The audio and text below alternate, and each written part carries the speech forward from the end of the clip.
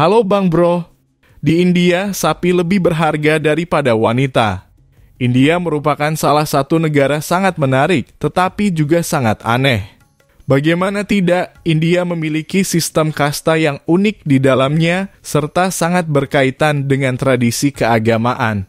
Selain menjadikan India unik, sistem kasta ini juga menjadi alat diskriminasi, terutama pada kaum Hawa. Diskriminasi gender di India disebabkan karena adanya budaya patriarki, yang didukung dengan tradisi turun-temurun dan sistem kasta. Kaum wanita India seringkali dianggap sebelah mata. Isu diskriminasi kaum Hawa di India yang sangat tinggi, meskipun zaman semakin berkembang ke arah yang lebih berkembang. Dengan demikian, hanya laki-laki yang dianggap bijaksana, sehingga perempuan harus selalu berada di bawah laki-laki. Akibat dari pola pikir yang bersifat merendahkan, banyak wanita yang menjadi korban karena diperlakukan seenaknya, dirampas, dieksploitasi, dilanggar haknya melalui perilaku tidak terpuji seperti pelecehan apem dan kekerasan fisik dalam hubungan rumah tangga. Berikut beberapa perlakuan tidak baik terhadap kaum Hawa di India. Pertama, sapi lebih berharga daripada wanita. Perlu diketahui, sapi adalah hewan yang dianggap suci oleh umat Hindu. Gara-gara hak asasi, sapi lebih penting daripada perempuan.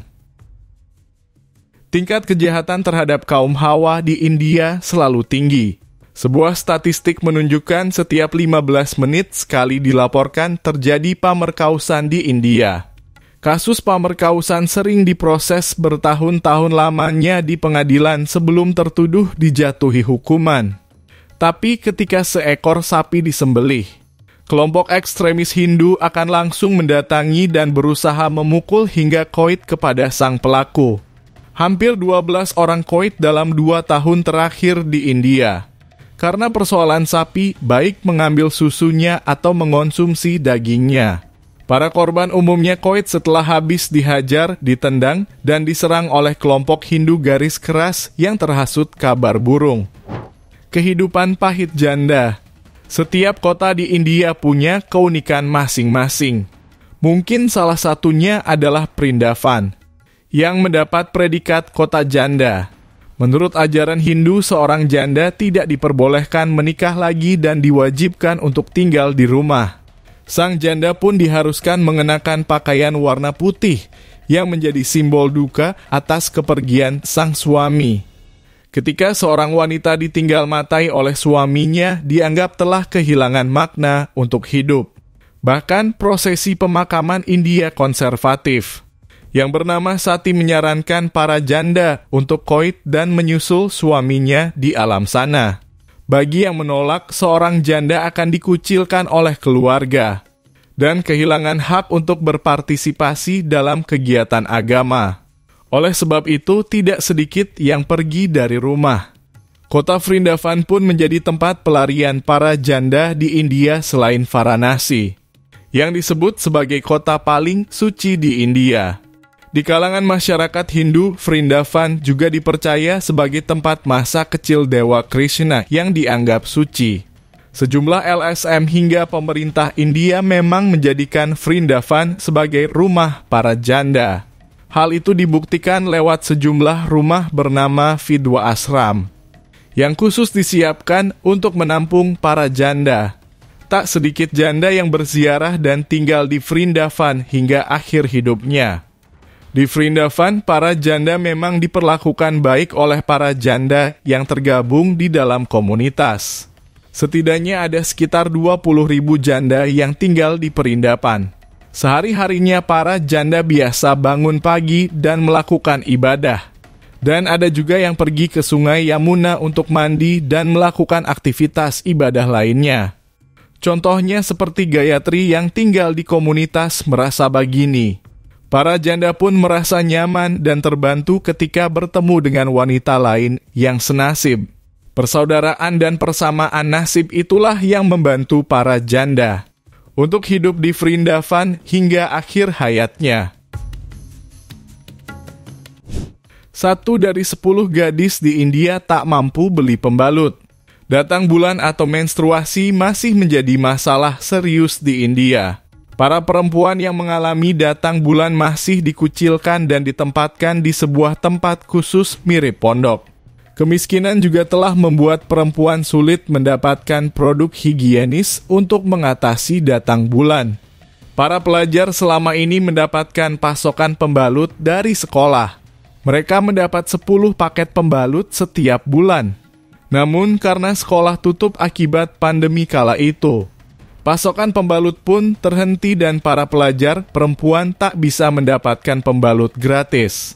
Sebuah penelitian menunjukkan, hanya 36% dari 355 juta perempuan India yang menggunakan pembalut saat menstruasi. Sementara ratusan juta perempuan lainnya memilih cara-cara tradisional. Mereka menggunakan kain, kulit, abu, daun, hingga lumpur dan tanah. Ada juga yang menggunakan kaos kaki dan koran.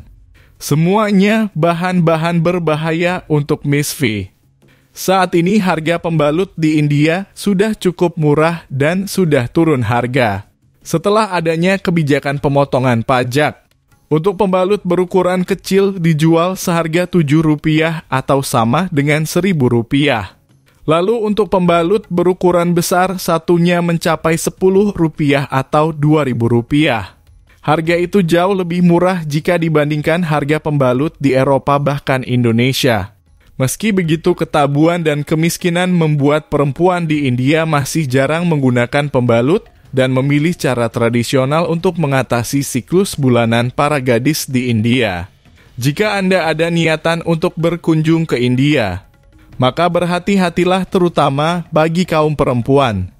Karena India dikenal sebagai salah satu negara paling berbahaya di dunia bagi perempuan. Pada tahun 2024, jumlah kasus pemerkosaan di India dilaporkan lebih dari 31.000. Angka ini dalam kenyataannya bisa lebih tinggi, karena banyak kasus yang tidak dilaporkan karena terkait dengan rasa malu sang korban.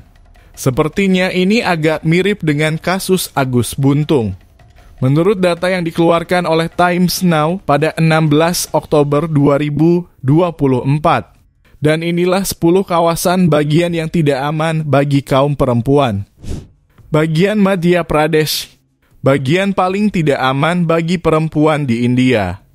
Dengan jumlah kasus pemerkosaan yang tinggi dan tingkat hukuman yang rendah. Kawasan Uttar Pradesh, mayoritas kasus pemerkosaan di Uttar Pradesh diduga dilakukan oleh orang yang dikenal oleh korban. Kawasan Maharashtra, Maharashtra memiliki reputasi buruk untuk keselamatan kaum perempuan. Dengan ibu kotanya Mumbai berada di 10 kota dengan paling banyak kasus pemerkosaan. Bagian Rajasthan, Rajasthan terkenal dengan sejarah dan budayanya, namun juga merupakan negara bagian yang paling tidak aman bagi perempuan, karena sulit bagi perempuan untuk keluar dan mengajukan pengaduan. Bagian Odisha, Odisha memiliki salah satu rasio hukuman tertinggi di India atas kejahatan terhadap perempuan. Bagian Assam, Assam adalah salah satu negara bagian yang paling tidak aman bagi perempuan, dengan tingginya jumlah kasus pemerkosaan dan penculikan. Bagian Kerala, Kerala merupakan salah satu kawasan bagian paling makmur di India, namun juga termasuk dalam daftar bagian yang tidak aman bagi perempuan. Bagian Karnataka, Karnataka adalah salah satu kawasan bagian yang paling tidak aman bagi gadis-gadis muda, dengan tingginya jumlah kasus pemerkosaan terhadap mereka yang berusia antara 16 dan 18 tahun. Bagian Chhattisgarh, Chhattisgarh merupakan kawasan bagian ketiga di India, yang jumlah kasus pemerkosaan terbanyak, melibatkan kejahatan yang dilakukan terhadap seorang perempuan, dengan menjanjikan pernikahan kepada korbannya. Bagian Telangana, Telangana adalah kawasan bagian di mana perempuan lebih sering menjadi korban kejahatan dibandingkan negara bagian lain. Dan ibu kotanya adalah Hyderabad, yakni merupakan salah satu negara bagian yang memiliki jumlah kasus pemerkosaan tertinggi di India. Dan terima kasih yang sudah menonton video ini hingga akhir. Jika ada kesalahan dalam penyampaian video, mari kita diskusi bersama di kolom komentar. Dan jika kalian menyukai video kami ini, silakan berikan tombol suka serta berlangganan, agar kalian tidak ketinggalan informasi terbaru seputar kehidupan di seluruh dunia.